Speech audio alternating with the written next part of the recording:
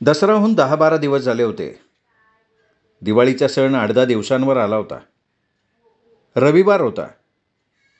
रावसाहेब नित्याप्रमाणे आंघोळीनंतर देवपूजेसाठी देवघराकडे जात असताना त्यांच्या हाती फुलांची परडी देत धनाजी म्हणाला, रावसाहेब, तुमची भेट घेण्यासाठी रामसिंग बाहेर थांबून राहिलाय." "मग हाक मार त्याला." रामसिंग मुजरा करून रावसाहेबांसमोर येऊन उभा राहिल्यावर रावसाहेबांनी त्याला विचारलं, बोलो रामसिंग, क्या काम है?" "वो मेरी बीबी प्रेग्नेंट है राव साहब. उसको बाजरे का थाली पीठ खाने की इच्छा हो गई ली, इसलिए सिर्फ 2-3 किलो बाजरी चाहिए." "बस इतना ही?" "जी राव साहब." "धनाजी, जिजाला 3-4 थालीपीठं बनवायला सांग, एका डब्यात घालून दे आणि एका लहानशा पिशवीत 4-5 किलो बाजरीही दे." "बड़ी मेहरबानी हुई राव साहब." "अरे यात मेहरबानी कसली रामसिंग? तुम हमारे आदमी हो. रात भर इस वाड़े की ईमानदारी से रखवाली करते हो. मालिक की भी कुछ जिम्मेदारी होती है रामसिंग. अगर तुम्हें कुछ चाहिए तो धनाजी से हक से मांग लेना." असं म्हणून रावसाहेब देवघराकडे गेले. देवपूजा, चहा, नाश्ता यानंतर थोडा वेळ ऑफिसमध्ये जाऊन बसले. मग गावात गेले. सुगंध स्मृतीच्या फ्लॅटमधनं त्यांचे बरेचसे बाह्य व्यवहार चालत होते, म्हणून ते रोजच्याप्रमाणे वर्तमानपत्रावरनं नजर फिरवत फ्लॅटच्या दिवाणखान्यात बसलेले असताना त्यांना भेटायला कांदा बटाट्याचे व्यापारी भरतशेठ भुजबळ आले. बटाटे काढायला महिनाभराचा अवधी होता. कांद्याची लागवड चालू होती. म्हणून चहापानानंतर काहीशा आश्चर्यानं रावसाहेबांनी विचारलं, "अरे बोला शेठजी, तुम्ही काम घेऊन आलाय?" "काय नाही, मार्केटकडं जात असताना तुमची बाहेर गाडी उभी असलेली दिसली. मग म्हणलं सदिच्छा भेट देण्यासाठी जावं." "का? आमच्या वाड्याकडे येणारी वाट विसरलात का काय?" "अहो नाही रावसाहेब, गैरसमज करून घेऊ नका हो. अहो तुमच्यासारख्या मोठ्या बागायतदाराच्या जीवावर माझा डबगाईला आलेला व्यापार पुन्हा सुरळीतपणे चालू झाला. लय मोठी ठोकर बसली होती. अहो फाशी घ्यायची पाळी आलती ना." लक्षात ठेवा, अति धाडस आणि अति आत्मविश्वास अनेकदा घातक ठरतो. शेठजी, तुम्ही अनुभवी मुरलेले व्यापारी आहात. तुम्हाला शहाणपणा शिकवण्याची माझ्यासारख्याची पात्रता नाही आहे शेठजी. अहो तुमची पात्रता समध्या कारेगावला माहिती रावसाहेब. तुम्ही सावधानतेचा इशारा दिला, पण मला अहंकार नडला ना. 50 लाखावर पाणी सोडून द्यायला लागलं. आता तर काय कानाला खडाच लावून टाकला. शेठजी, तुमचा प्रामाणिकपणा मला माहिती आहे. तुम्हाला काही मदत लागली तर अर्ध्या रात्री फोन करा. रावसाहेब, तुम्ही ऐनवेळी जी मदत केली का नाही, तिचं मोल नाही करू शकणार मी. अनेकांचे संसार निरपेक्षपणे उभे केले तुम्ही. रावसाहेब, तुम्ही धना एवढे मानाने बी श्रीमंत आहे, तुमचे उपकार नाही विसरू शकणार मी. भरतशेठ हात जोडून उभं राहत म्हणाले, "अरे का उठलात का शेठजी? अहो 3-4 पाहुणे माझी वाट बघत मार्केटमध्ये बसून आहेत. ताटकळले असतील ते, म्हणून जायला परवानगी द्या." "ठीक आहे, पण अधूनमधून कमीत कमी फोन तरी करत जा." "अहो तुमचे 3 ठिकाणी फोन आहेत रावसाहेब. तुमचा ठाव ठिकाणा निश्चित नसतो, त्यामुळं अवघड होऊन बसतंय बघा." भरतशेठ भुजबळ गेल्यानंतर 10-12 मिनिटांनी शेवंताचा फोन आला. रिसिव्हर कानाला लावून रावसाहेब म्हणाले, "हॅलो, प्रतापराव देशमुख स्पीकिंग." "मी शेवंता बोलतेय दाजी." "काय, तुझ्याकडचा माझा इथला फोन नंबर गहाळ झाला होता का?" "अहो नाही दाजी, आमच्या फोनची वायर उंदरानं कुरतडली होती. काल दुपारी लक्षात आलं आहे माझ्या ते." "बरं, कशी आहेस?" "मला काय धाड भरली आहे, चांगली ठणठणीत आहे, मजेत आहे." "वेळच्या वेळी जेवतेस ना?" "का हो दाजी?" "नाही, तू डाएट सुरू केलं आहेस असं ऐकायला मिळालं, म्हणून विचारलं." "अहो वजन वाढत चालल्यासारखं वाटायला लागलं, म्हणून आहारात थोडा बदल केला आहे फक्त." "तुम्हाला कोणी सांगितलं पण?" "काल बाजारतळावर योगेश भाऊंची भेट झाली, त्यांनी बोलण्याच्या ओघात सांगितलं." "बरं, मग येत्या 3-4 दिवसात निवांत कधी आहात?" "कशासाठी विचारतीयस?" "अहो तुमच्या मागे अनेक लफडी असतात म्हणून." "लफडी? जगताप खानदानातली पदवीधर मुलगी आहेस ना तू?" "सॉरी दाजी, लफडी या शब्दाला ऐनवेळी दुसरा पर्यायी शब्द सुचला नाही." "बरं ठीक आहे, काय मनात काय आहे?" "भंडारदऱ्याकडचं राजूर, कोठूळ ऐकून असाल ना तुम्ही?" "हां, त्या कोतुळमध्ये स्नेहा देशमुख नावाची माझी कॉलेजची मैत्रीण आहे. महिन्यापूर्वी दुचाकी स्लिप झाल्यामुळे तिचा पाय झाला आहे फ्रॅक्चर. तिला भेटायला जायच्या निमित्तानं भंडारदाऱ्याच्या रम्य परिसराला भेट देऊन यायची असं मनात आलंय. त्यावर रावसाहेब काही बोलले नाहीत म्हणून शेवंतानं विचारलं, का गप्प का झाला दाजी? एक गोड विघ्न आडवं येणार आहे असं वाटतंय. हे बघा, कोड्यात टाकल्यासारखं बोलू नका. कोणतं गोड विघ्न येणार आहे आडवं? येत्या 3-4 दिवसात शारदा तुझ्या मावशीला बरोबर घेऊन चिखलीला येणार आहे. का हो? तुझ्या वडिलांनी तुझ्या लग्नाची घाई चालवली आहे असं समजलंय त्यांना. बरं मग? माझ्या वाड्याला वारस हवा म्हणून माझ्यासाठी त्या तुला मागणी घालणार आहेत. काय मागणी घालणार आहेत? कानांवर विश्वास बसत नाहीये दाजी, पुन्हा सांगा. अहो राणीसाहेब, शारदाने मला बोहल्यावर चढवायचा निर्णय घेतलाय. आश्चर्यच घडलं म्हणायचं. ध्यानी मनी तुम्ही घर करून बसला होतात तरी हे अघटित कसं काय घडलं हो दाजी? आपलं प्रारब्ध बदलू शकेन असं मी पुणे दौऱ्यात अंदाज व्यक्त केला होता, आठवतंय का? चांगलंच स्मरणात आहे माझ्या. पण कशाच्या आधारावरती तुम्ही अंदाज व्यक्त केला होता? अगं शारदाचं एक गुपित मला समजलं होतं, त्याच्या आधारावर. कोणतं गुपित? अंगावरनं जास्त जायला लागलं म्हणून ती मागे एकदा सेवाधाम हॉस्पिटलमध्ये ॲडमिट होती. तिच्या गर्भाशयाच्या पिशवीत दोष निर्माण झाला आहे, तिला मूल व्हायची शक्यता फार कमी आहे असं मला नंतर डॉक्टरीणबाईंच्याकडनं समजलं. वाट पाहून थकल्यानंतर शेवटी निराश होऊन शारदानं हा निर्णय मला बोलून दाखवला. तुम्हाला बोहल्यावर चढवण्याचा का मला करून आणण्याचा? मला बोहल्यावर चढवायचा. आधी तिने मला तिच्या बहिणीचं स्थळ सुचवलं. मग एका घरातली दुसरी मुलगी नको म्हणून मी तिला नकार दिला. मग तिने मला माझ्या मामाच्या मुलीचं स्थळ सुचवलं. मग कल्पना फार लहान आहे, तिच्या माझ्या वयात 15-16 वर्षांचं अंतर आहे असं म्हणून मी कल्पनालाही नकार दिला आणि अखेर शेवटी शारदाने मला तुझं नाव सुचवलं. तिला संशय यायला नको म्हणून तुलासुद्धा मी सहजासहजी होकार दिलेला नाही. हो का? काय काय म्हणालात? मी म्हणालो त्यातल्या त्यात शेवंता बरी आहे. आणखीन? मी सांगितलं तिला, म्हटलं शेवंता तुझ्यापेक्षा जास्त शिकलेली आहे, तुझ्याहीपेक्षा शेवंता धूर्त आहे, कावेबाज आहे, शेवंता आपल्याला डोई जड होणार असं मी मुद्दाम म्हणालो. कमाल आहे तुमची. खुंटा हलवून हलवून बळकट करायला लागतो शेवंता. मग शेवटी सगळं काही तुझ्या हक्कावर सोपवलं आणि मोकळा झालो मी. तुम्हाला आपल्या परंपरेनुसार रुईशी 3रं लग्न करावं लागू नये म्हणून मी रजिस्टर लग्नाची अट घालणार. अगदी माझ्या मनातलं बोललीस तू. मुंडावळ्या, हळद, बोहला, मिरवणूक सगळ्या सोपस्कारांचा कंटाळा आलाय बघ मला. पण मग भंडारदाऱ्याचं काय? अगं ते काय, ते लग्नानंतर कधीही. मावशीला, मावस बहिणीला लग्नाला संमती देताना शेवंतांनी फार आडेवेडे घेतले. माझं स्वातंत्र्य हिरावून घेतलं जाऊ नये, मला मोलकरणीसारखी वागणूक दिली जाऊ नये, मी कुणाची गुलामगिरी पत्करणार नाही, वाड्यात माझी मानहानी होता कामा नये, खानदानाच्या नावाखाली माझ्यावर अवास्तव बंधनं लादली जाऊ नयेत. या सगळ्याबरोबर शेवंता हे सुद्धा म्हणाली होती की मी तुम्हाला अवखळ वाटतेय म्हणून गैरसमज करून घेऊ नका. मी आपला घरंदाजपणा कदापिही विसरणार नाही आणि नवऱ्याच्या इभ्रतीला गालबोट लावणार नाही. मी आत्ता माहेरी आहे म्हणून मन मानेल तेवढी मौज मजा करून घेतेय. शारदानं काकाची, मावशीची संमती मिळवल्यावर शेवंतानं रजिस्टर पद्धतीने लग्न करण्याचा हट्ट धरला होता. हा प्रकार तिच्या जन्मदात्यांना मान्य नव्हता, पण रावसाहेब त्यांना नम्रपणे विनयानं म्हणाले की मामासाहेब, डामडौलानं वाजत गाजत आता बोहल्यावर मोठ्या हौसेनं लग्न करणं नको वाटतं, कारण जननिंदेचा मला विचार करायला पाहिजे. कोणी तोंडावर बोलणार नाही, पण पाठीमागे अकारण निंदा नालस्ती केल्याशिवाय राहणार नाहीत. वंशवेल वाढवण्यासाठी मी हे लग्न करतोय हे कोणी विचारात सुद्धा घेणार नाहीत. मग रावसाहेबांचा मान राखण्यासाठी आणि शेवंताच्या हट्टाखातर सोपानराव जगतापांना शेवटी रजिस्टर लग्नाला मान्यता द्यावी लागली. त्यावेळी ते शेवंताच्या आईला म्हणाले, निर्मला देवी, अहो रावसाहेबांसारखा सुशील, इमानदार, इब्रतदार, निष्कलंक जावई भेटतोय हे आपलं भाग्याचे. रावसाहेब सदाचारी, परमार्थी आणि निर्वसनीय आहेत. अहंकार तर त्यांच्या पासंगाला बी नाही.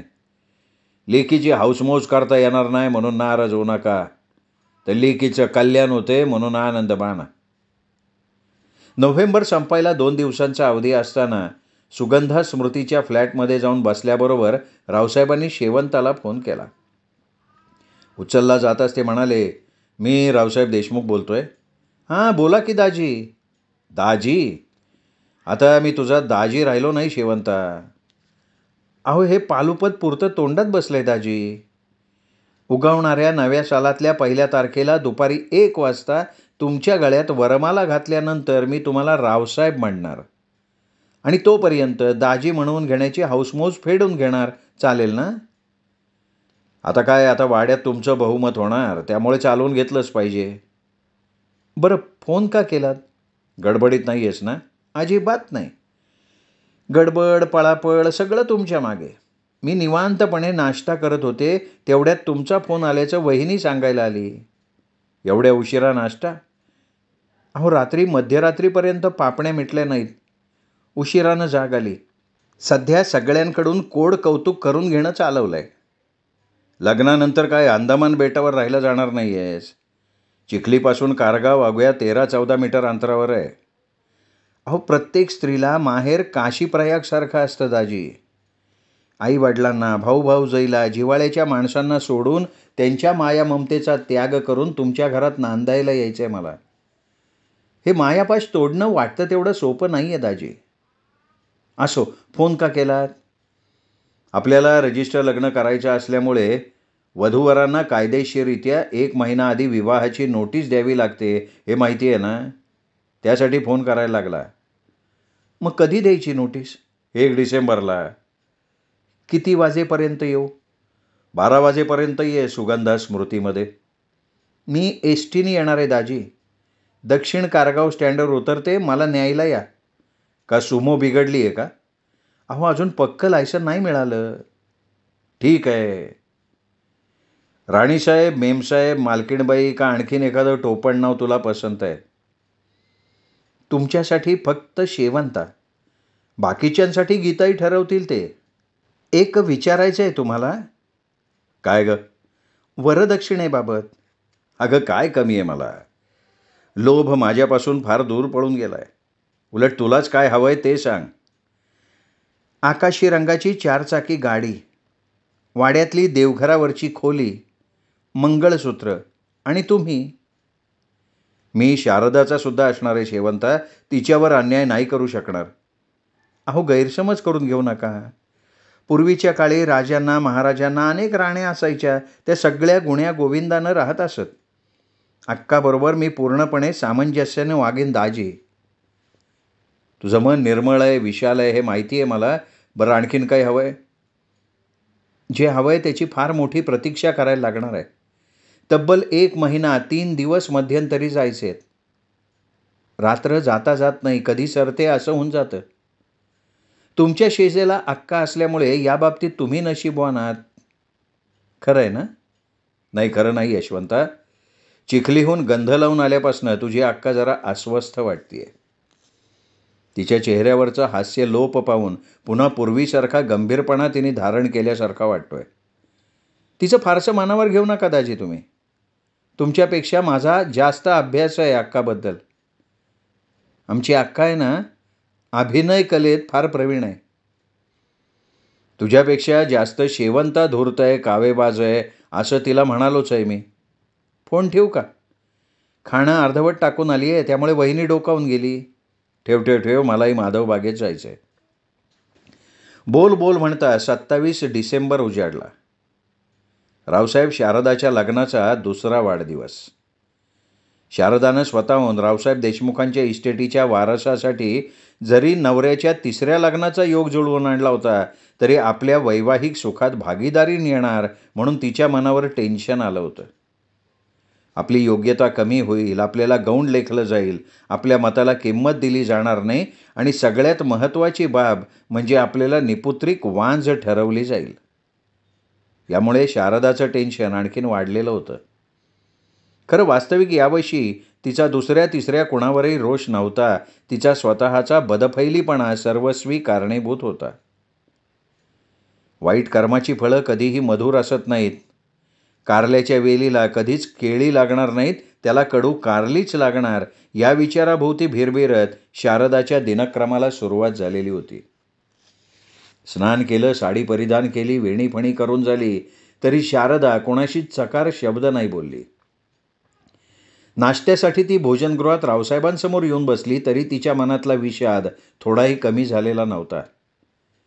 गीताईंच्या सांगण्यानुसार जिजानं नाश्त्यासाठी साजूक तुपातला बदामाचा शिरा बनवला होता, सोबतीला बटाट्याची भजी काढली होती.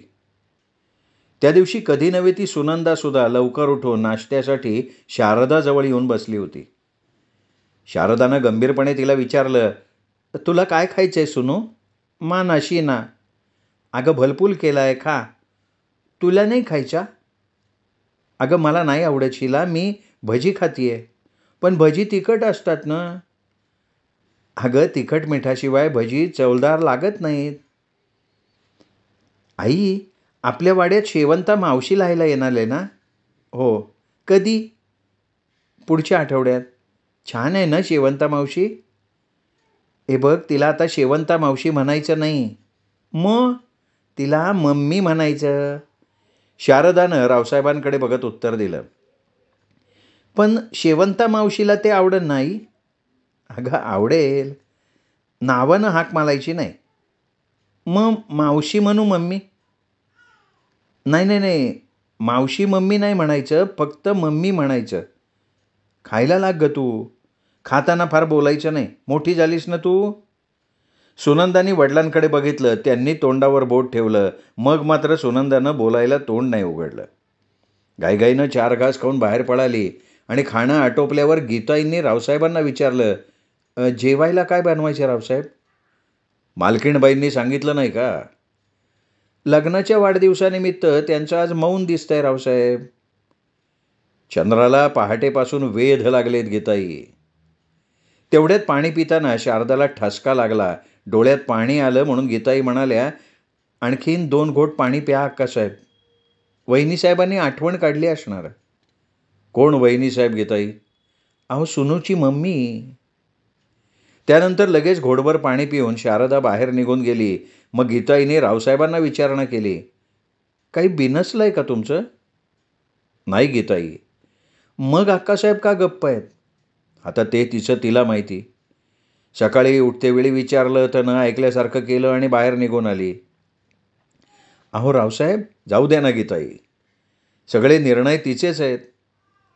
तिला तिचा भूतकाळ आठवलेला असावा, स्वतःच्या कर्माला ती दोष देत असावी. 1 तारखेपर्यंत गढूळ पाणी आपोआप निवळेल, काळजी करू नका.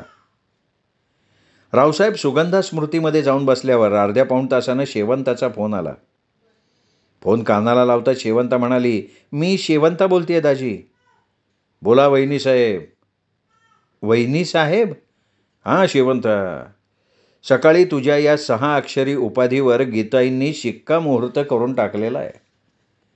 पण तुम्ही शेवंताच म्हणायचा? हो. फोन का केलास? आज तुमच्या दुसऱ्या लग्नाचा 2रा वाढदिवस आहे, विसरलात? नाही नाही, विसरलो नाही. मग तुम्हाला वाढदिवसाच्या शुभेच्छा द्याव्यात म्हणून केला फोन. तुमची वाढदिवसाची ही रात्र आनंदाची, सुखासमाधानाची जावो, ही परमेश्वर चरणी प्रार्थना. शेवंता, अगं सकाळी उठल्यापासून तुझ्या अक्कानं मौन पाळलंय. काही बिनसलंय का तुमचं? तेच लक्षात येत नाही आहे. भागीदारीसाठी सवत म्हणून मी वाड्यात येणार आहे. हे बघ, धावणं धुपाटणं सगळं तुझ्या अक्काचं आहे शेवंता, मी आग्रह केलेला नव्हता. अक्काला साधी बोळी समजून नका असं मी म्हणाले होते. अहो ती बाई आहे ना फार, हे बघ कशी असू देत, माझ्या मनातलं तिचं स्थान आढळ असणार आहे. हीच शंका तिच्या मनात ठाण मांडून बसलेली असणार दाजी. हां, मलाही तेच वाटतंय. म्हणजे तुमच्या परीक्षेला सुरुवात झाली म्हणायची. परीक्षा माझी नाही, तिची आहे. माझं मन साफ आहे.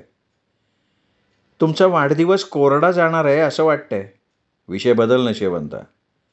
आपला विवाह फक्त 5 दिवसांवर आलाय, अमंगल बोलणं नको.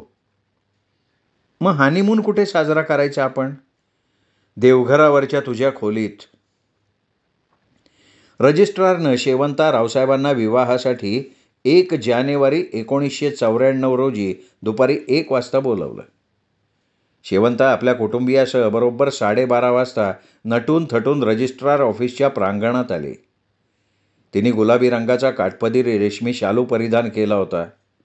अंगात रुतून बसलेल्या लांब बाह्यांचा मोठ्या काठांचा गुलाबी ब्लाऊज तिला अतिशय खुलून दिसत होता. खानदानी रिवाजानुसार जरीकाम केलेली निळी पिवळी झाक असलेली नक्षीदार शाल खांद्यावर रुळत असल्यामुळे तिचं जन्मजात सौंदर्य द्विगुणित झाल्यासारखं वाटत होतं. गळ्यात राणीहार, अष्टपैलू मण्यांची 3 पदरी मोहनमाळ, कानात हिरकणीच्या रिंगा, दोन्ही हाताच्या मनगटात 2-2 सोन्याच्या बांगड्या, त्यांच्यामध्ये भरलेला हिरवा चुडा, दोन्ही हातांच्या मधल्या 2-2 बोटात रत्नजडीत अंगठ्या आणि पायात मुक्या घुंगरांचे पैंजण, अशा केलेल्या साजामुळे स्वर्गीय परी जणू धर्तीवर उतरली आहे असा भास होत होता. उंचीपुरी, सडसडीत रेखीव देहयष्टीचा डौलदार बांधा, टोकदार ओरोजाप्रमाणे भरदार नितंब, निमुळती कंबर, गुलाबी ओठ, काळेभोर डोळे, धारदार नाक असलेला हसरा गोड चेहरा, हातापायावर रेखाटलेली पाना फुलांची आकर्षक मेहंदी आणि भल्या मोठ्या आंबाड्यात गुंफलेली मोगऱ्याच्या फुलांची सुगंधी माळ आदी सारा शृंगार तिला दृष्ट लागण्याजोगा दिसत होता. शेवंताच्या आगमनानंतर 15 मिनिटांनी रावसाहेब आपल्या कुटुंबियासह आले. त्यांच्या पाठोपाठ 2 मिनिटांच्या फरकानं संभाजी, सोमनाथ, सरपंच, पोलीस पाटील, मोहन शेठ, डॉक्टर धुमाळ, डॉक्टर कुलकर्णी, भरत शेठ भुजबळ, सभापती, कारभारी, बेलसरे पाटील, शांती शेठ, फौजदार साहेब अशी मोजकी मंडळी आणि मोरगाव, पारगाव, उदापूरची पाहुणे मंडळी आली. ठीक 1 वाजता रजिस्ट्रार साहेबांच्या बेलीफनं वधूवराला पाचारण केलं. रावसाहेब शेवंताचा हात हातात घेऊन 8-10 जणांसह रजिस्ट्रार ऑफिसात गेले. विवाह नोंदणी रजिस्टरमध्ये दोघांनी सह्या केल्यावर एकमेकांच्या गळ्यात टाळ्यांच्या गजरात वरमाला घातल्या. रजिस्ट्रार साहेबांनी पहिल्यांदा नवदाम्पत्याचं अभिनंदन केलं, मग सगळ्यांना पेढे वाटण्यात आले. अवघ्या 15 मिनिटात हा छोटासा कार्यक्रम फोटोग्राफरच्या उपस्थितीत आनंदानं पार पडला. रावसाहेबांनी सगळ्यात आधी शेवंतासह गीताईंचं दर्शन घेतलं. आयुष्याचं सार्थक झाल्यासारखं वाटून गीताई गहिवरल्या, दोघांना कवटाळून म्हणाल्या, परमेश्वर तुम्हाला दीर्घायुष्य देवो. तुमच्या हातून कुटुंबियांची, थोरामोठ्यांची, देशाची सेवा घडो. अहंकाराला वारा देऊ नका. दीनदुबळ्यांना आधार द्या. रागालोभापासून दूर राहून सुखासमाधानाचा संसार करा. सगळ्यांचे आशीर्वाद घेऊन झाल्यानंतर रावसाहेब शेवंताचा हात न सोडता लांब उभ्या असलेल्या शारदाकडे गेले. तिच्या पायांना स्पर्श करण्यासाठी शेवंता खाली वागताच तिला हृदयाशी कवटाळून डबडबलेल्या नेत्रांनी शारदा म्हणाली, मी तुझी मोठी बहीण आहे याचा कधीच विसर पडू देऊ नकोस. मग ती रावसाहेबांना म्हणाली, रावसाहेब, प्रायश्चित्त म्हणून मी माझी जबाबदारी पार पाडली आहे. इथून पुढे सर्वस्वी तुमची जबाबदारी. तुमच्या चरणांवर शेवटचा श्वास घ्यायला मिळावा म्हणून मी गेल्या 27 तारखेपासून भगवंताशी प्रार्थना करतेय. हे बघ शारदा, पुन्हा असं परक्यासारखं कधी बोलायचं नाही. तू तर माझी प्राण आहेस. तुला वगळलं तर मी शून्य आहे शारदा. माझ्या चरणांपेक्षा तुझी जागा सुगंधानंतर माझ्या हृदयसिंहासनावर आहे. मी तुला अंतर देऊच शकणार नाही. शेवंता हात जोडून शारदाला म्हणाली, अक्का, अगं मोठी बहीण आईच्या ठिकाणी असते. केवळ तुझ्या आग्रहाखातर मी या विवाहाला नकार नाही देऊ शकले. मला फक्त रावसाहेबांची सेवा करायची नाही आहे, तर गीताईंच्या बरोबर तुझीही सेवा करायची. माझ्याकडून जर काही चुकलं तर आईच्या ममतेनं सांभाळून घे. शेवंता, अगं माझ्या मनातली सगळी जळमटं अंतर्धान पावली बघ. मनात उपरेपणाचं तुफान माजलं होतं ग. मन भविष्याचा नको तो अर्थ लावत होतं म्हणून खचले होते मी. चूक झाली. अशा प्रकारे सर्व नातलग मंडळींसमक्ष नववधूवरांनी कुठलाही आडपडदा न ठेवता शपथपूर्वक शारदाची समजूत घातल्यामुळे सगळ्यांचे चेहरे आपोआप उजळलेले होते. पुन्हा सगळ्यांनाच रावसाहेबांच्या बरोबर शेवंताच्याही मोठ्या मनाची प्रचिती आली. रावसाहेबांनी कारभाऱ्याकरवी हॉटेल डायमंडमध्ये गुजराती पद्धतीच्या जेवणाची ऑर्डर दिली होती. या हॉटेलमध्ये शारदाला मध्यभागी घेऊन रावसाहेब शेवंतानं जेवण केलं. मग मात्र शारदाची कळी खुलली. प्रसन्न वदनानं ती त्यांना पुन्हा म्हणाली, शेवंता, लवकरात लवकर आमच्या सुनूला भाऊ दे बाई. देता घेता वरचाय अक्का. तुझा आशीर्वाद पाठीशी असल्यावर त्याला माझ्याकडे दुर्लक्ष नाहीच करता येणार. भोजन समारंभ खेळीमेळीच्या वातावरणात आनंदानं पार पडला. त्यानंतर हॉटेल डायमंडच्या पार्किंगमधूनच सगळे सगळे सोयरे इष्टमित्र यांनी रावसाहेबांचा शेवंताचा निरोप घेतला. सफारीमध्ये शेवंतानं सुनंदाला आपलेपणानं जवळ बसवून घेतलं. गाडी वाड्याकडे जाणाऱ्या वाटेला लागल्यावर सुनंदाची टकळी सुरू झाली. आता मी तुम्हाला मावशी नाही म्हणणार. अच्छा, मग काय म्हणणार? मी तुम्हाला मम्मी म्हणणार. अगं बाई, कोणी सांगितलं मला मम्मी म्हणायला? आईने. भलं आवडेन हो मला. तुम्ही मला फिरायला घेऊन जाल ना? कुठे कुठे जायचं? गुलाला गावातल्या गली, बागेत, देवळात. वाडा येईपर्यंत सुनंदाचे प्रश्न थांबले नव्हते, म्हणून गाडीतून उतरताच गीताई सुनंदाला म्हणाल्या, सुनो, आता मम्मीला तलास द्यायचा नाही हा. मी नाही तलास दिला. हे बघ, मम्मीला आता आराम घालायचा. मी आई का झोपायला जाऊ? आई पण थकले आहेत. आईला तलास नाही देणार मी. पण माझ्याजवळ झोपा बाळ, हट्ट नाही करायचा. रात्री जेवण झाल्यावर रावसाहेब शारदा शेवंताला म्हणाले, रसोईतलं उरकल्यावर दोन्ही बैठकीच्या खोलीत या. येतो. साधारणपणे रात्री 10च्या सुमाराला दोघी बहिणी बैठकीकडे आल्या. रावसाहेबांसमोर बैठकीवर बसल्यावर शारदानं विचारलं, का बोलवलं रावसाहेब? आजपासून आपल्या नव्या जीवनाला नव्यानं सुरुवात होणार आहे. तुम्हाला थोडं मनातलं सांगायचं आहे. कुंती मातेनं सांगितल्याप्रमाणे 5 पांडवांनी द्रौपदीची वाटणी केली होती. अहो, हे आजच सांगायची काही गरज आहे का? शारदा, मी पूर्णपणे पारदर्शी आहे. आत एक बाहेर दुसरं करायची मला सवय नाही. कुटुंबात अनेक छोट्या बाबींवरनं मतभेद होत असतात आणि त्याचं रूपांतर नंतर कलहात होतं. आणि सवती मत्सर तर सगळ्यात वाईट. या मत्सरापायी अनेक कुटुंब बर्बाद झालेली आहेत. कोणताही अवघड प्रसंग शांततेच्या मार्गानं, सामंजस्यानं सहज सोडवता येतो, म्हणून तुम्हाला आजच सांगून टाकायची मला गरज वाटते. बरं, ठीक आहे, सांगा. मला तुम्हा दोघा बहिणींना समान न्याय द्यायचा आहे. मी आजदुजं करणारा माणूस नाही, पण तरीसुद्धा उणं दुणं होण्याची, गैरसमज होण्याची शक्यता नाकारता येत नाही. एका शरीराला रोज 2 सुया लागल्या तर त्या शरीराची चाळण झाल्याशिवाय राहणार नाही. हा संसार प्रपंचाचा एवढा मोठा डोलारा मला एकट्याला सांभाळायचा आहे. मी थकलो तर सगळ्याची वाट लागेल, म्हणून सांगणं भाग आहे. तुमच्यापेक्षा विश्रांतीची मला अधिक गरज आहे, हे मान्य कराल. जवानी दिवानी असते.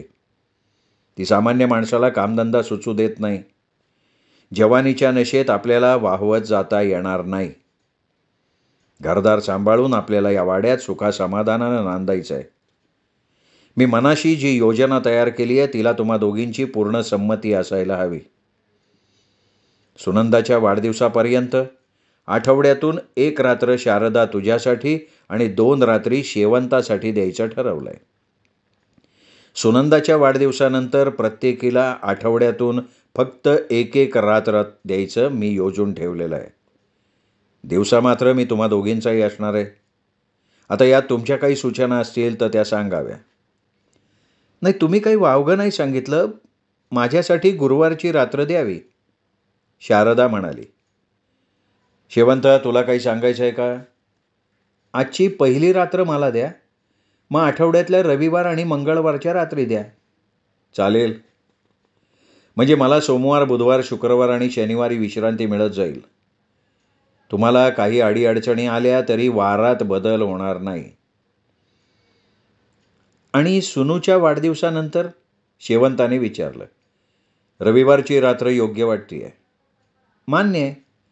असं म्हणून शेवंता करंगुली दाखवून बाहेर निघून गेली.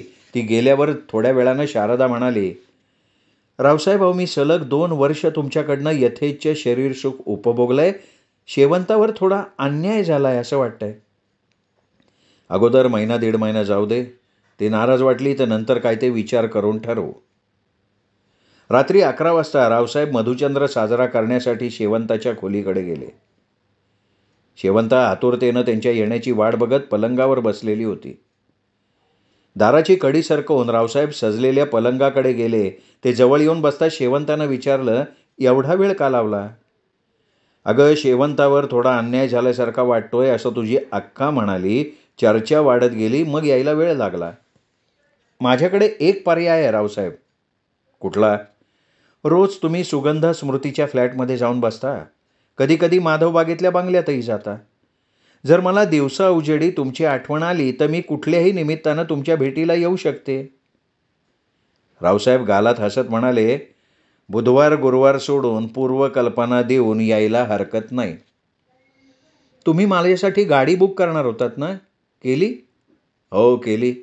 स्विफ्ट केली आहे.